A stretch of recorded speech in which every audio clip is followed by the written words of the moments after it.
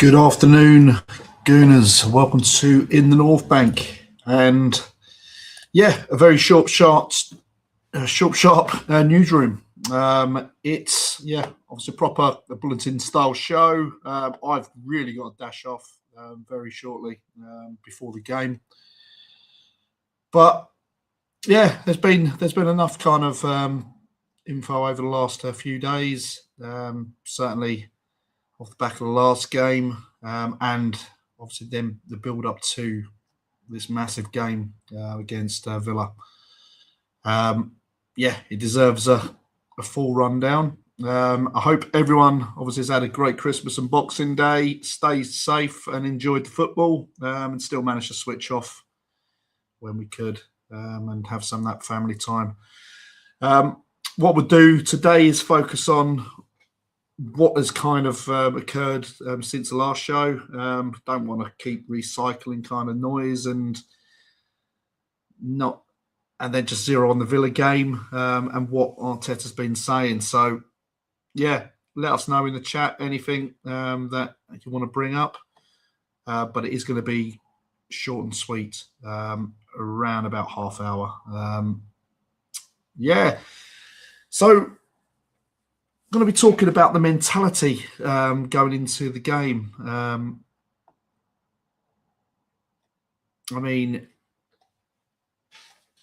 The language that's coming through from Arteta has been very deliberate this week. He spoke already about learning about the suffering and how about Arsenal want teams to feel when they come to the Emirates. He said after the last Villa game, it was quite cruel in how we lost it, but made the point to say that they basically learned from that episode, which was fair enough. Yeah, it happens. You do have those kind of moments, but you try to make sure that you don't have them too often. He also said that if you use that motivation and hunger in the right way, it can actually drive performance rather than weigh you down. So again, I think there is a lot of good things to come from it. And as I say, how do you beat adversity? You jump on it and you make sure you try harder to succeed.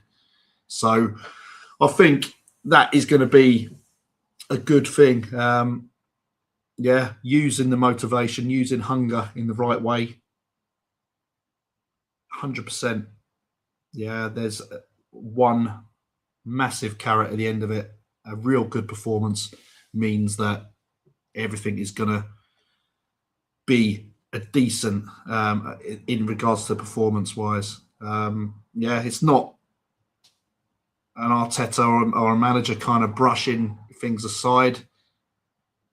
He is leaning into pressure. He wants that kind of pressure. He does feel it. So do you like what you hear from Arteta, or should he kind of downplay it a bit more in his comments? Let us know on that side. But I definitely think there is huge motivation on this game, and going on from the weekend and the ability to kind of semi-manage the game, obviously barring the last 20 odd minutes. I think we kind of managed the game well with an eye to this game. So, I look at now into a bit about Villa. Again, Arteta was very clear when speaking about them. He said they deserve to be where they are, praised their consistency, and gave full credit to Unai Emery.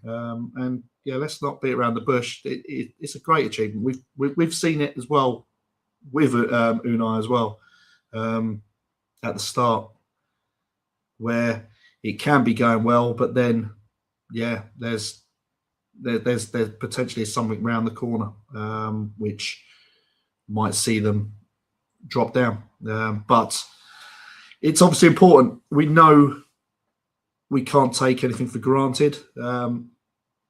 Obviously, it also means that we're not kind of really framing it as a revenge match. It's been framed as a test. Yeah, and basically, I think the key thing about his words was said that every opponent who comes to the Emirates should suffer. Yeah, they should be put under pressure. It should be a hard place to come to. So we look at teams coming in to the stadium. Yeah, look, there's no tunnel now. We've driven up that kind of atmosphere on that side. The intensity from us has got to be good. Yeah. And you look at the emotional pressure on it all. And again, we get a good result. We get a win. We've got a massive big step now going into January. And to lay that marker down and maybe get that result against Villa. Again, 11 on the bounce. And I've spoke about it previously. I said, look, the team that kind of will win the league should be capable or have to be capable of winning 10, 11, 12 games on the bounce. And it's exactly why they're being talked about the way they are at the minute, because they have done really well. And that's what we've got to aim to do. We've got to aim to push on and do that also. And I think with all the players coming back, I don't think there's too much worry from that side, because, yeah, more than capable of doing it. And the final thing, again, coming to the Emirates, again, the crowd got to bring your dinner. You've got to be there supporting your team. You've got to raise the noise. And the whole focus is about the team. I don't want to hear about Tottenham. I don't want to hear about anything like that. It's all about Arsenal and getting behind them. But, yeah, it will be Villa's biggest mental test, I think, of the season. Unai Emery alluded to that as well. And I did read something about they made a complaint to the Premier League about playing us twice before the mid part of the season. We could do exactly the same. You know, it is what it is. I don't think I think I'd rather get a certain team out of the way early on than maybe have to play them later on down the season. So, yeah, I'm not sure about that one really on that side. Do you think it's their biggest mental test of the season so far? Let me know in the comments, and yeah, we can go on. But yeah, just want to say, we'll just pop into the chat. Say hello to Brian. How you going, doing, my son? You all right? Guys, hi Paul. And I saw that, and they're whiners. Yeah, we won't have any. We won't have any offensive chants about Villa. Again, no. It's all about us. All about us, Bri. And also, afternoon, Paul. Yes, I must win. I don't care how the men play as long as they win. Yeah, look, I'll take all day long an own goal 1-0 win. I'm all over that. I said I could have another 5 of those. Would not bother me in the slightest. As long as we pick up the points and the tears come flowing, I'm happy. So, yeah, it's gonna be good on that side. Next thing I wanted to kind of just touch on again is we're just approaching the end of the year, and obviously things are now starting to turn. Cogs are starting to move going into January. So where the squad situation hasn't changed massively overnight, certainly the pattern has. I mean, we look at when we talk about the squad and we talk about how massive or how full of quality it is. We've seen, obviously, through the amount of injuries we've had and the players coming in, the rotations, game by game.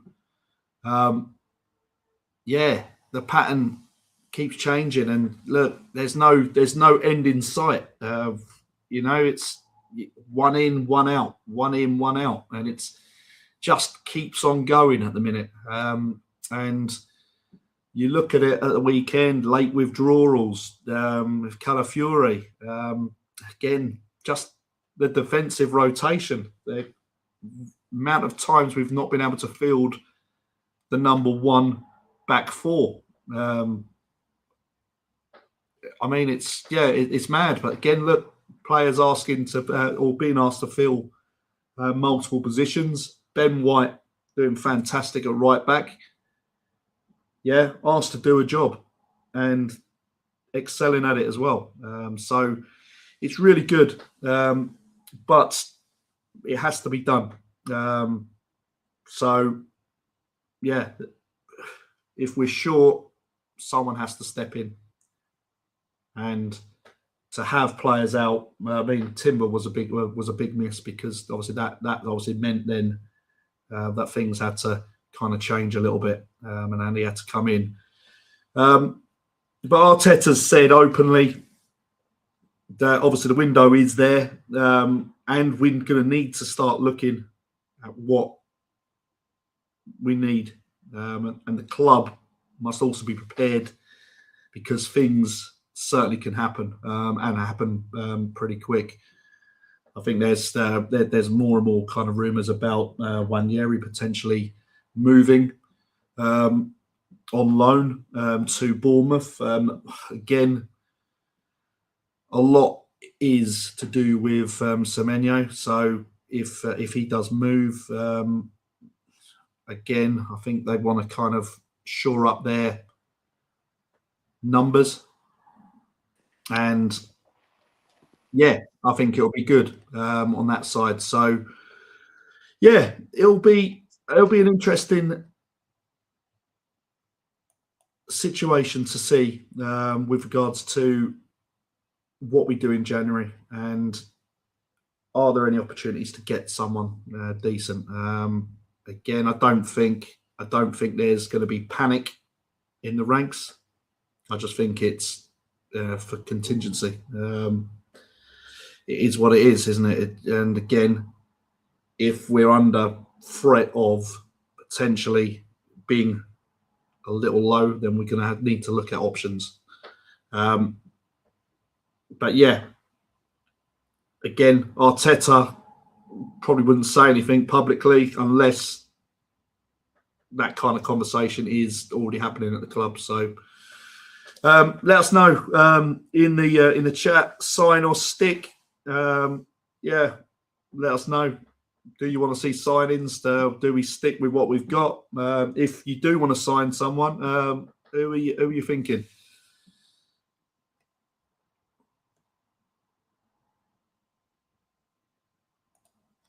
Brian said, "Yeah, there's no good reason we should have Declan Rice playing right back in the Premier League in 2025." Yeah, Brian, you're 100% right. But when you have a late dropout in the way we were and what we actually had available, there was the decision to be made, and he'd done it so well. And again, it wasn't like he was always at right back as well. He was kind of cutting in as well, and he'd done the job, and we never suffered on that side. I thought the midfield over the weekend was very good together. I look at Marino, I look at Odegaard, all really good with Zubimendi.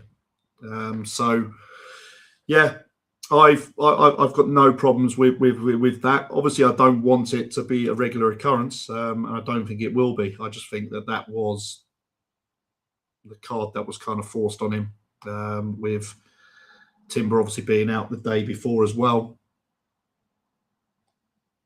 Has to be done on their side. But yeah, we got Big Gabby, as Ange said. Yeah, he had some minutes at the weekend, and yeah, no, it's been good on that side. So I think Richard come in and he started changing my setup. What's going on here? I've got some weird man now. Oh, look at that, Father Christmas or not? Unbelievable, unbelievable. So let's get back to it. Right, okay. I think we are back to it now. Right. Thanks, Rich.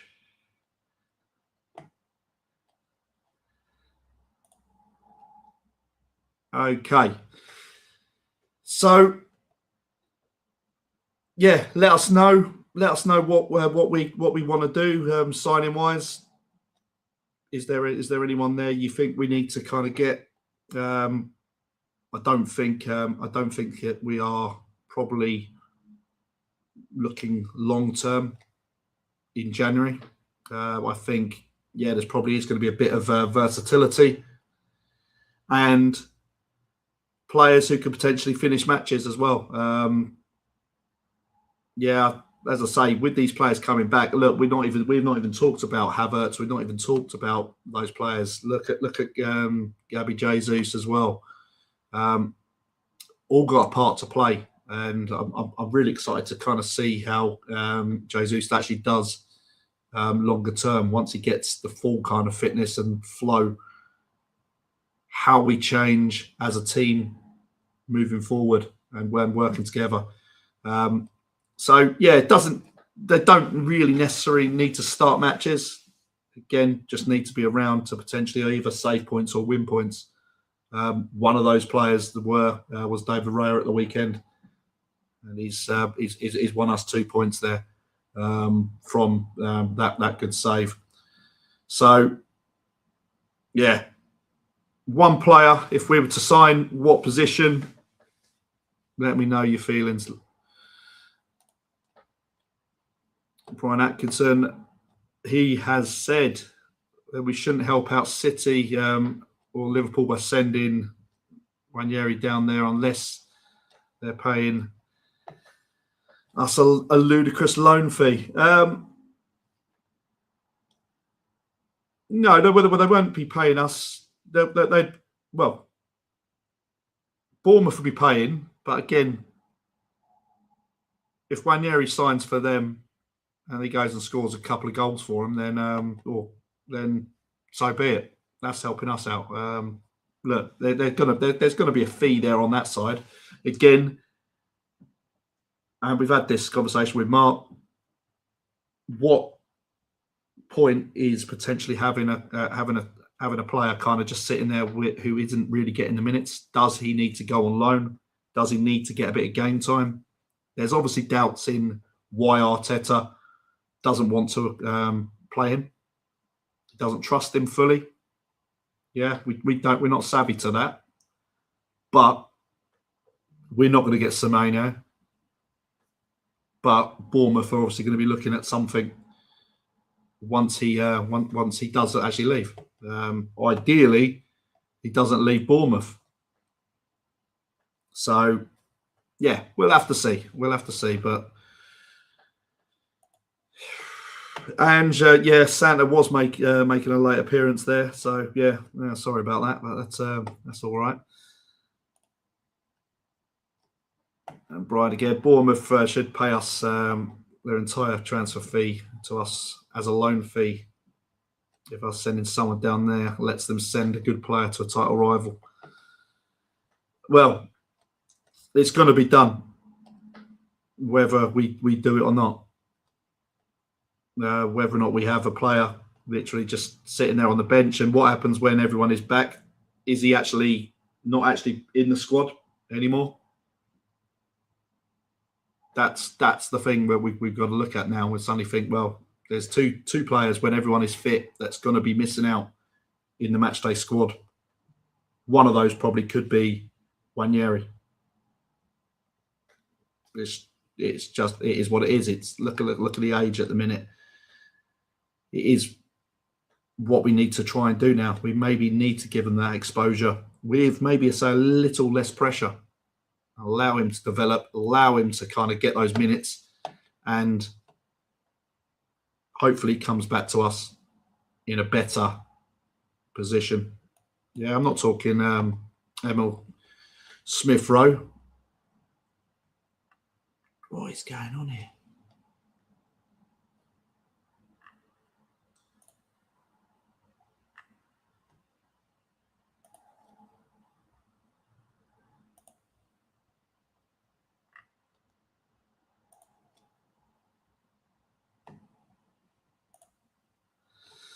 God. Richard's been causing chaos in the background. So,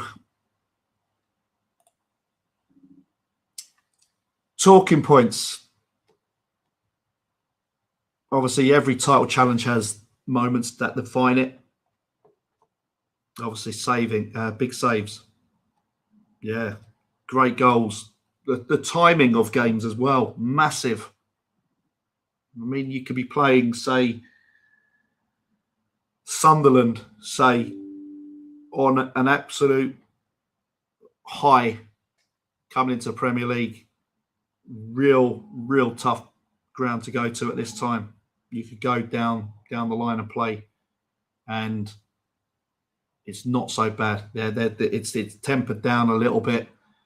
Players missing from AFCON. It all helps. Not just that kind of that club, but you know, it does matter at certain times. But look, we've got to stay confident and consistent, and if we do that, we will be in a very, very good place. And then again, if we are good with regards to taking our chances, yeah, we are going to start making things tick. Yeah, and we're going to start seeing the XG that we're kind of supposedly see teams getting killed off earlier on, and we'll be able to control games a little bit more. And again, you'll be able to rotate naturally as well. Yeah, there'll be more freedom to allow a Saka or whoever, a defender, to kind of come off. We're not on tenterhooks trying to protect a lead or make sure that we don't get done. So yeah, so that's what it is.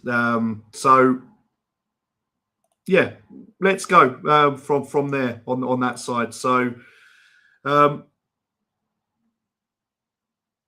yeah, I think tonight is going to be good. I don't know what everyone thinks about tonight. I want to kind of carry that on before I go. Yeah, it's a massive game.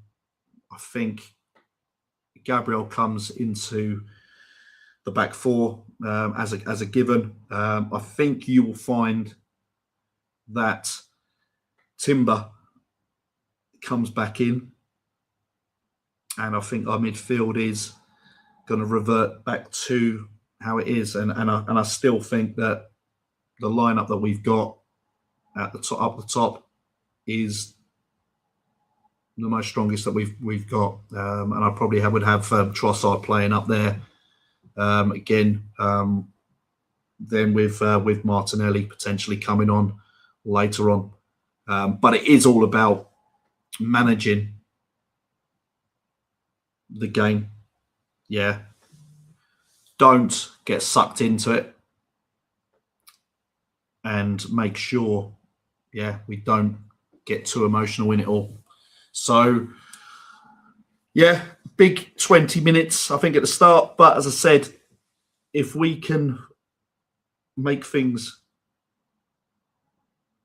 hard for them, yeah, if we can up our tempo, if the crowd are buzzing on it as well, and it is a total atmosphere, we will do well. Yeah, we will get that result. But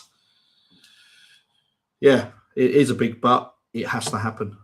So yeah, I'm going to go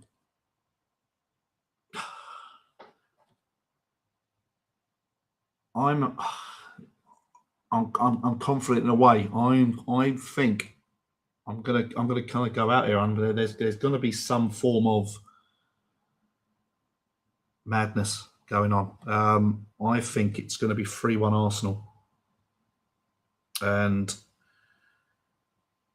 it'll be interesting to see how they line up without Kamara and Cash as well. So yeah, that's my feeling there. So yeah, let us know. I'm going to drop off now. I wanted to have my little quick newsroom going on. So yeah, we'll track, see if anything else kind of pops up. But yeah, game day. I'm heading down the motorway now. Let's get to the game. I'm just going to quickly pop into the comments quickly. And I'll be off. Charles, mate, after recent performances, we should come out with fire in our bellies today, ain't it? Yep, finishing has to match the chance creation today. Who will be your man of the match expected today? I'd probably be looking at an Odegaard. I'd probably be looking at Declan Rice. I think it's one of those games where in that midfield, someone is going to battle hard and it will be won in that area. I mean, if Gyökeres comes and he bangs in 2 goals, then and has a unbelievable one, then that is what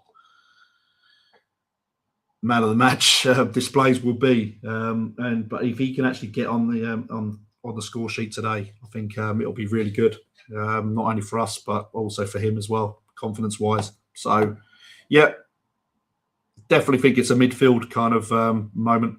And can someone take out their opposition fullback? Matty Cash obviously not there as well. Yeah, look at Saka potentially. Look at Madueke potentially if he comes on. Be interesting. So yeah.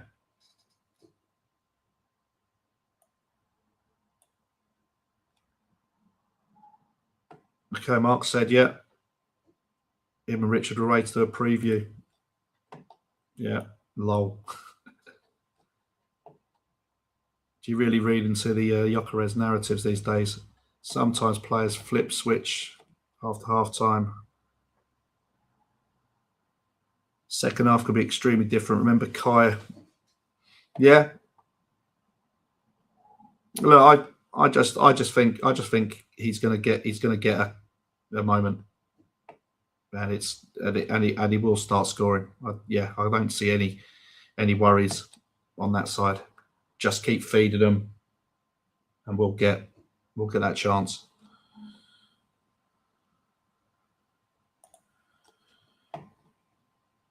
Colin, I think Arteta is missing a trick. If you put Jesus left and Noni right with Gyökeres leading the line, our 14 will start purring. Well, no Saka. Wouldn't play Saka today, Colin. That's an interesting one. I think Jesus is still a little bit too early for it. Certainly on the left. Down the line, I think he can be utilised, cutting in and kind of working. Done it well with Havertz linking up in the triangle, but I think it's early. I think it's early for him. But yeah, that's all from me. Saka's been a bit greedy, but look, I think you have to be at certain points. But again, it's a bit of everyone. Everyone has kind of got to get around and suddenly start looking at who's in front and who's available. And once everyone does actually start finding the runs and the right movement, I think we'll get the job done. But as I say, that's it from me. I'm not sure what's going on now. If Richard and Mark are going in and they're going deep on the preview on the match before the watch along, we'll have to see. So but that's a little piece from me. The newsroom. Please like and subscribe to the channel. It will help. And come on, you Gunners. And hopefully we get 3 points and, yeah, end the year top of the league and a big scalp. So see you later.